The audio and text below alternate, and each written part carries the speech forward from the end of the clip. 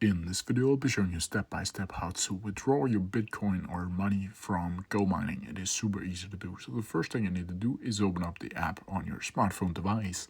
Then from here, you need to go down to Wallet down here in the menu and go to Withdraw. Then from here, you can select either GoMining tokens or BTC or Bitcoin. If you want to withdraw your Bitcoin, you simply need to click on that. Click on that. Then from here you have two options. You can either do fast or within 24 hours. If you do fast, you need to be aware there is a fee for every transition. So I highly recommend you just choose 24 hours. Then from here you need to select the Bitcoin that you want to withdraw and click next down here. And then it will ask you again if you're sure and blah blah blah.